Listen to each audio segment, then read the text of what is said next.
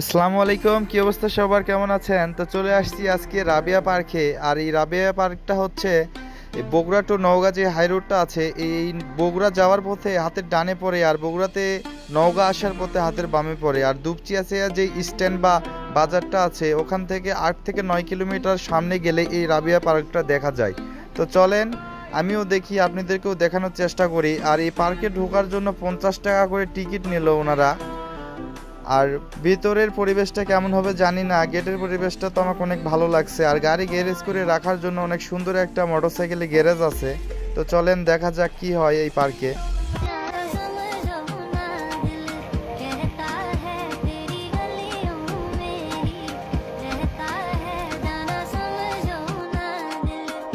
আপনাদেরকে সত্যি একটা কথা বলি, আমি এই অবধি টোটালি বেশ কয়েকটা পার্ক বা রিসোর্টে চলাফেরা করছি। এইটার মতো পরিবেশ আর এইটার ভিতর যে সুন্দর সুন্দর জিনিস এড করে রাখছে, এগুলো আমার কোনো জায়গাতেই চোখে পড়েনি। আর এইটা পুরো একটা ফ্যামিলি নিয়ে ঘোরার মতো একটা জায়গা। আর এই ছোট্ট জায়গাটার ভিতর এত সুন্দর সুন্দর জিনিস যে এড করে রাখবে ভাবার মতো না। আপনারা এখানে আসলে আসলে এর কোনো একটা জিনিস মিস করতে চাইবেন না। আর আপনাদেরকে একটা জিনিসই সাজেস্ট করব, আপনারা আসলে অবশ্যই সন্ধ্যার কিছু আগে আসবেন, কারণ সন্ধ্যার পরিবেশটা দেখার মতো। সন্ধ্যাবেলায় আসার কথা একটা কারণেই বললাম, মানে সন্ধ্যাবেলায় আসবেন এই কারণেই যে অনেক দূর থেকে জার্নি করে আসলে শরীরটা খারাপ লাগে। তো সেই কারণে সন্ধ্যার কিছু আগে আসলে, সন্ধ্যাবেলায় এমনিতে বাতাস থাকে, আসলে ওই শরীরটাও খারাপ হলেও বাতাসের কারণে শরীরটা ঠান্ডা হয়ে যায়। আর মূর্তিগুলো ভাই এমনভাবে তৈরি করে রাখছে, মনে হচ্ছে যে মানে সত্যি একটা জায়গাতেই আছি। আর এই যে যেই মূর্তিগুলা বা যে বাচ্চাদের কার্টুন আমরা টিভিতে দেখে থাকি, সেই মূর্তিগুলো এই জায়গায় তৈরি করে রাখছে, মানে দেখার মতো। আর বাচ্চারা আসলে ভরপুর বিনোদন এই জায়গাতে পাবেই। মানে প্রতিটা স্টেপে আপনি যেই সাইডে যাবেন না কেন, আপনাকে একটা জিনিসও খারাপ লাগবে না।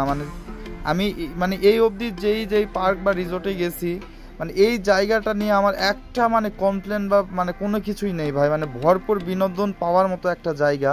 আর দূর থেকে এই যে ওয়ালটা দেখলাম, ওয়ালটা দেখে আমার ভীষণ ভালো লাগতেছিল। তো ভাবলাম যে ছোট্ট একটা এই ওয়ালের ভিডিওটা নেই। আসলে ওয়ালে এত সুন্দর করে প্রিন্ট করা আছে, মানে দেখার মতো। আর দেখেন আজকের ওয়েদারটা দেখুন, পুরাটাই মানে জোশ লাগতেছে। আমরা আসলে যাচ্ছিলাম অন্য একটা জায়গাতে, তো পার্কে আসার উদ্দেশ্যটা ছিল না, সন্ধ্যা হয়ে গেছিলো। তো ভাবলাম যে ভিতরে কেমন হবে না হবে, কিন্তু আসলে আমরা ভালোই করছি। আর এটা হচ্ছে ছোট্ট একটা চিড়িয়াখানা এটার ভেতরে।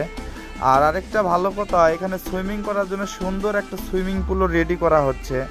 এই ছোট্ট চিড়িয়াখানাতে দেখার মতো অনেক সুন্দর সুন্দর পাখি বা অনেক সুন্দর সুন্দর প্রাণী আছে। আপনারা না আসলে এটা বুঝতেই পারবেন না, অনেক সুন্দর সুন্দর দেখার মতো। আর ভাই ভিডিওগুলো অনেক কষ্ট করে বানাই ভাই, যদি আপনারা একটু লাইক শেয়ার কমেন্ট না করেন মনে অনেক কষ্ট লাগে। আপনাদের লাইক শেয়ার কমেন্টের জন্যই নতুন নতুন ভিডিও তৈরি করার মনে আশা জাগায়। আর আমি তো এগুলা মানে প্রফেশনাল না, যেইভাবেই পারি ওইভাবেই বানানোর চেষ্টা করি। যদি কারো কাছে খারাপ লেগে থাকে বা ভুল কোনো কিছু বলে থাকি, সবাই দয়া করে একটু মাফ করবেন।